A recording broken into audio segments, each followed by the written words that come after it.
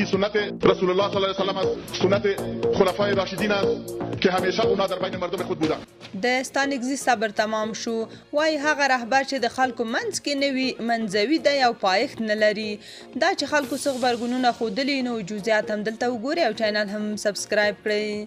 د طالبانو د بهرنیو چارو وزارت سیاسي مرستیال عباس ستانکزي د نوم له اخیستو پرته د طالبانو پر مشر هیبت الله اخندزاده نیوکه کړې او ویلي دي هغه رهبر چې د خپلو خلکو په منځ کې نه وي منځوي کیږي او حکومت به دوام نه کوي. د طالبانو د دغه چارواکي د خبرو یوه ویډیو خپره شوې چې پکې ټینګار کړی چې مشران وزیران او والیان باید د خپلو خلکو په منځ کې وي. د طالبانو د بهرنیو چارو وزارت سیاسي مرستیال د خلکو په منځ کې د اسلام د پیغمبر حضور ته په اشارې سره وویل هر هغه حکومت چې بنسټ پر اسلامي او شرعي احکامو ولاړ وي باید له خلکو سره ورته چلند وکړي.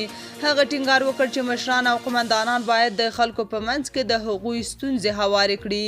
د ښاغلي ستانکزي د وینا ویډیویي برخه په دې وروستیو کې د طالبانو لخوا په ټولنیزو شبکو کې خپره شوې خو معلومه نه ده چې دا وینا کله او چیرته شوې ده. تر دې وړاندې ښاغلي ستانکزي په ښکاره د طالبانو د مشر پر سیاستونو نیوکې کولې خو دا لومړی ځل دی چې د طالبانو د بهرنیو چارو وزارت مرستیال په ښکاره د طالبانو د مشر د انزوا خبره کوي او د خپل حکومت د بې ثباتۍ په اړه خبرداری ورکوي.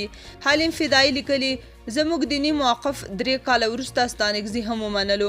اوس عباس ستانکزی په حق دی او که ملا هیبت الله.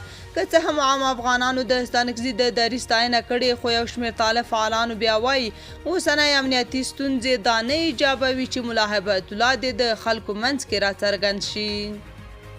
تاسو په دې اړه څه نظر لرئ؟ کومنټ کې شریک او چینل هم سبسکرایب کړئ.